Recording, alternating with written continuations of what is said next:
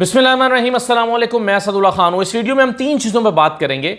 एक तो ये कि नून लीग ने अपने तमाम जलसे मनसूख क्यों कर दिए हैं, आखिर नून लीग में चल क्या रहा है, क्या वजह है जलसे मनसूख करने की, या क्या मुमकिन वजूहात हो सकती हैं।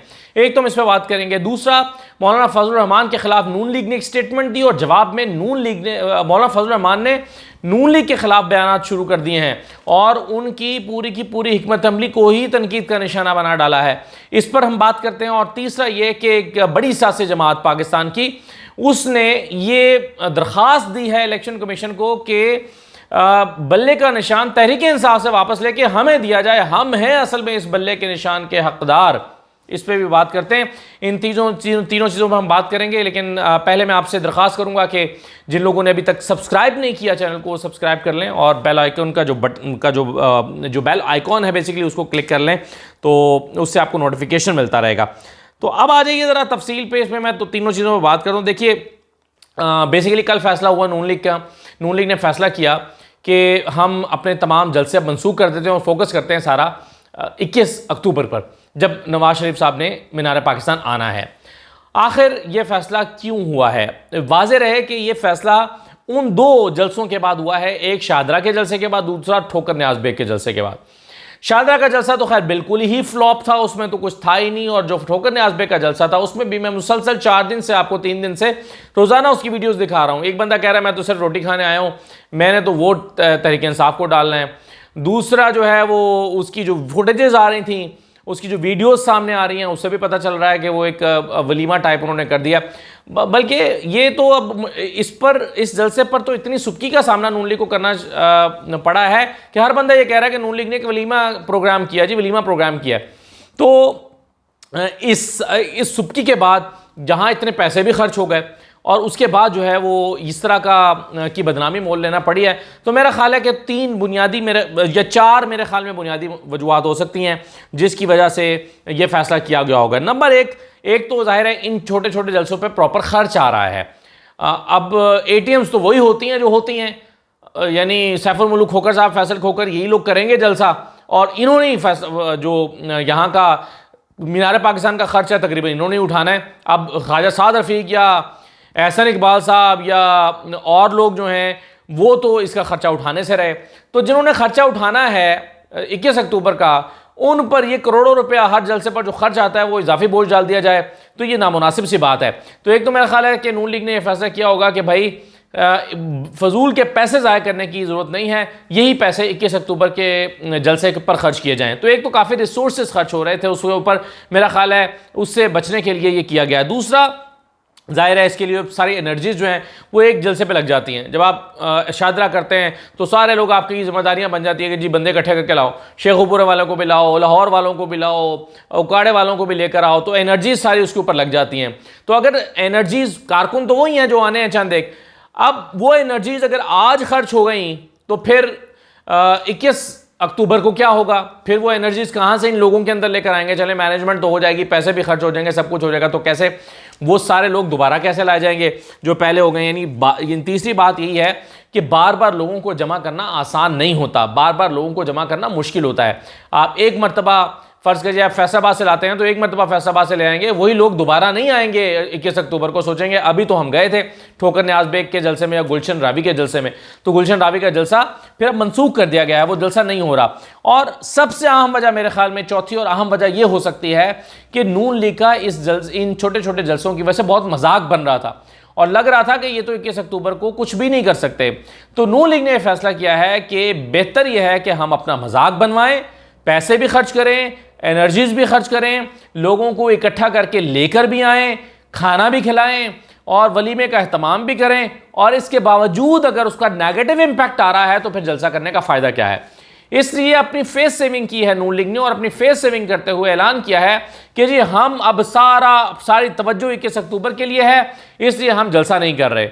कुछ लोगों को फौरी तौर पर इस खबर से ये भी लगा या उनके जहन में सवाल पैदा हुआ, कहीं ऐसा तो नहीं है कि नवाज शरीफ साहब वापस आ ही नहीं रहे और इस वजह से जलसे मनसूख कर दिए हैं? क्योंकि देखें ना, अब हर जलसा होगा, हर जलसे में कहा जाएगा आओ नवाज शरीफ आ रहा है, नवाज शरीफ आ रहा है, नवाज शरीफ आ रहा है, फिर नहीं आएगा।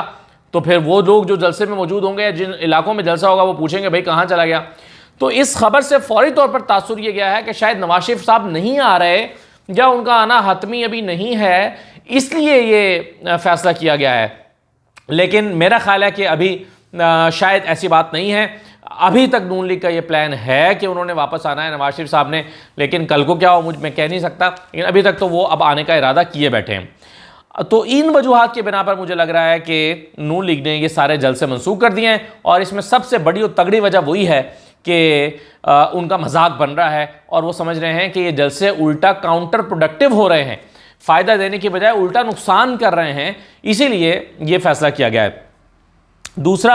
दूसरे मौजू पर आ जाइए ज़रा। नून लीग और फजलुर रहमान साहब आमने सामने आ चुके हैं। देखिए, नून लीग ने कल ये फैसला किया एक इजलास में कि हम मौलाना फजलुर रहमान साहब जो बार बार राग अलाप रहे हैं ना कि सर्दी होगी, बर्फ़बारी होगी, इलेक्शन नहीं होना चाहिए, पहले मईशत होनी चाहिए, अब हो ये रहा है कि मौलाना फजलुर रहमान और नून लीग इन दोनों को रगड़ रही है पीपल्स पार्टी। तो ऐसे में फैसला ये किया है नून लीग ने कि हम मौलाना फजलुर रहमान के साथ खड़े नहीं होंगे, मौलाना फजलुर रहमान साहब के साथ खड़े नहीं होंगे, और हम कहेंगे कि जी हमें तो जनवरी में इलेक्शन चाहिए, हम इलेक्शन की ताख़ीर के हक़ में नहीं हैं, हम यही नैरेटिव बिल्ड करेंगे, यही नारा बनाएंगे। ये फैसला नवाज शरीफ साहब ने वहाँ लंदन में होने वाली मीटिंग में कर लिया कि हम अपना नैरेटिव यही लेंगे, जलसों में जाएंगे तो हम कहेंगे जी हमें जनवरी फरवरी में इलेक्शन चाहिए, हम इलेक्शन का इल्तवा नहीं चाहते, इलेक्शन में ताख़ीर नहीं चाहते। अब इसकी मुमकिन तौर पर क्या वजूहात हो सकती हैं? ये जो फैसला किया है मेरे ख्याल में इसकी 3 वजूहात हो सकती हैं। नून लीग ने ये जो फैसला किया है कि फजलुर रहमान साहब को तनहा छोड़ दें और अपनी फ़्लाइट अलग लें और मौलाना फजलुर रहमान के साथ जो बर्फ़बारी वाला बहाना है इसमें शामिल ना हो। तो 3 वजूहात हो सकती हैं। एक तो ये कि नवाज शरीफ साहब चूँकि वापस आ रहे हैं, तो वापस आएंगे तो क्यों आएंगे? कहा जाता था कि नवाज शरीफ साहब इलेक्शन के लिए ही आ रहे हैं, तो अब नवाज शरीफ साहब अगर वापस आते हैं और इलेक्शन नहीं होते तो फिर वो आते ही क्यों हैं? तो नून लीग ने फैसला किया है कि चूंकि नवाज शरीफ साहब वापस आ रहे हैं और मोमेंटम उनको लगता है कि बन जाएगा, तो चूंकि नवाज शरीफ साहब वापस आ गए हैं तो इसलिए इलेक्शन भी करा ही दें और इलेक्शन का मुतालबा करें कि भाई नवाज शरीफ साहब अब आए हैं तो इलेक्शन कराएं, वरना अगर इलेक्शन ताख़ीर का शिकार हो जाते हैं तो नवाज शरीफ साहब को वापस चला जाना पड़ेगा। और एक मरतबा अगर वो आकर वापस चले गए और इलेक्शन ना हुआ तो उन्हें सियासी तौर पर बहुत बड़ा धचका लगेगा। लोग कहेंगे कि वो देखो जी आया था, इलेक्शन नहीं हुए तो फिर वापस चला गया है। तो मेरा ख्याल है इस सूरत हाल से बचने के लिए उन्होंने फैसला किया है कि हम इलेक्शन जो है वो जनवरी में इलेक्शन कराने का मुतालबा करेंगे। अच्छा, दूसरी वजह ये हो सकती है कि तहरीक इंसाफ जो है उसकी मुखालफत का उनको लगता है कि इस वक्त उन सूरत हाल हवा उनके मुखालफत में चल रही है। उनको लगता है कि बहुत ज़्यादा उनकी मुखालफत इस वक्त है, ग्राउंड पर पकड़ धकड़ चल रही है, लोग उठाए जा रहे हैं, इलेक्शन में उनका उतरना मुश्किल दिखाई देता है। तो इस जो फ़ज़ा तहरीक इंसाफ के ख़िलाफ़ बनी हुई है इसका फ़ायदा उठा लें। ऐसा ना हो कि कल को उनकी कोई सूरत हाल बेहतर हो जाए, उनके मामला तय पा जाएँ और कल को उनके लिए हालात साजगार हो जाएँ। तो ऐसा ना हो तो कि हालात साजगार हों तो फिर हम दोबारा मुश्किल में फंस जाएँ। तो बेहतर है कि आज जो तहरीक इंसाफ के ख़िलाफ़ एक माहौल, एक फ़ज़ा बनी हुई है उसका फ़ायदा उठाया जाए। दूसरी वजह यह हो सकती है। और तीसरी वजह यह हो सकती है कि इस सारी सूरत हाल में देखें पीपल्स पार्टी ताने दे रही है, कह रही है कि मौलाना फजलुर रहमान भी इलेक्शन का डिले चाहते हैं, नून लीग भी इलेक्शन का डिले चाहती है, कोई बर्फबारी की वजह से इलेक्शन का डिले चाहता है और कोई हल्का बंदियों की वजह से इलेक्शन का डिले चाहता है। पीपल्स पार्टी कह रही है कि हम वो वाहिद जमात हैं जो वक्त पर इलेक्शन चाहते हैं। तो मेरा ख्याल है कि पीपल्स पार्टी के इन तानों का जवाब देने के लिए भी नून लीग ने फैसला किया कि इलेक्शन जो है वो वक्त पर कराने का मुतालबा किया जाएगा। यानी अंदर से अब उनकी ख्वाहिश है या नहीं है, लेकिन बहरहाल पब्लिक में यही नारा लगाया जाएगा कि हम वक्त पर इलेक्शन चाहते हैं, जनवरी फरवरी में इलेक्शन करवाए जाएं।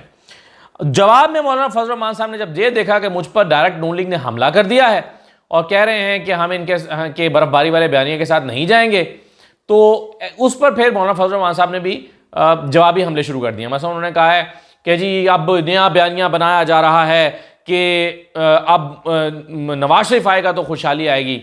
उन्होंने कहा कि नवाज शरीफ के आने से क्या हो जाएगा। फिर उन्होंने कहा कि कहा जाता है कि जी मुल्क के डॉलर ऊपर चला गया, इसहाक डार को बुलाओ, इसहाक डार वापस आ गया तो क्या हो गया। ये बयान मौलाना फजलुर रहमान साहब ने दिया है। तो मौलाना फजलुर रहमान साहब ने भी इसहाक डार को भी आड़े हाथों लिया, नवाज शरीफ साहब को भी आड़े हाथों लिया और नून लीग के बयानिया को भी आड़े हाथों लिया है। तो एक चपखलिश, एक तनाव जो है वो नून लीग और मौलाना फजलुर रहमान साहब के भी दरमियान शुरू हो चुका है। तीसरे मामले पर आ जाइए और वो है तहरीक इंसाफ से बल्ले का निशान वापस लेकर एक और सियासी जमात जो है वो ख्वाहिशमंद है कि उनको दे दिया जाए, और ये सियासी जमात है ये है इस्तेहकाम पाकिस्तान पार्टी। अब इस्तेहकाम पाकिस्तान पार्टी के रहनुमा ओन चौधरी साहब जो हैं उन्होंने एक दरख्वास्त दायर की है इलेक्शन कमीशन में। कल उसकी पहली समाअत भी हुई थी। उसमें उन्होंने कहा था कि जी बल्ले का निशान तहरीक इंसाफ से वापस लिया जाए। क्योंकि तहरीक इंसाफ ममनुआ फंडिंग साबित हो चुकी है और इनके गैर कानूनी चीज़ें साबित हो चुकी हैं, तो लिहाजा इनका से बल्ले का निशान वापस ले लिया जाए और ये निशान हमें अलॉट कर दिया जाए। यानी पहले भी इन्होंने एक दरख्वास्त दायर की थी कि हमें बल्ले का निशान दिया जाए। उस वक्त कहा गया था कि जी बल्ले का निशान तो ऑलरेडी एक जमात के पास है, तो उन्होंने कहा कि उस जमात से वापस लेकर हमें दे दिया जाए। अब ये दोबारा है, एक दरख्वास्त पहले भी पड़ी हुई है इलेक्शन कमीशन के पास, अब ओन चौधरी साहब भी आए हैं ये दरख्वास्त लेकर कि बल्ले का निशान इसे वापस ले लिया जाए। इस्तेहकाम पाकिस्तान पार्टी की ख्वाहिश ये है कि ये बल्ले का निशान जैसे ही तहरीक इंसाफ से वापस हो ये निशान हम ले लें। ये जाहिर है ओन चौधरी साहब की ख्वाहिश है या ओन चौधरी साहब को बनाने वालों की ख्वाहिश है कि बल्ले का निशान बैलेट पेपर पर हो और वो निशान लोग जो यानी नादानस्तगी में या एक साइकोलॉजिकली इम्पैक्ट उसका क्रिएट हो और बल्ले का निशान जो है वो इनको मिल जाए। हालांकि और दसियों निशान हो सकते थे, गुल्ली डंडे का भी हो सकता था, फुटबॉल का भी हो सकता था, वॉलीबॉल का भी हो सकता था, लेकिन नहीं, वो बल्ले का ही निशान मांग रहे हैं क्योंकि उनको लगता यह है कि बल्ले का निशान इस वक्त सबसे ज़्यादा पॉपुलर है। अब इलेक्शन कमीशन ने कहा है कि जनाब इस पर तो पहले भी दरख्वास्त मौजूद है, तो ओन चौधरी साहब के वकील ने कहा है कि तो हमारी दरख्वास्त को उसकी दरख्वास्त को मिला कर सुन लें। अब इलेक्शन कमीशन ने किया यह है कि उस पर कल फैसला महफूज किया है कि ये काबिल समाअत है या नहीं।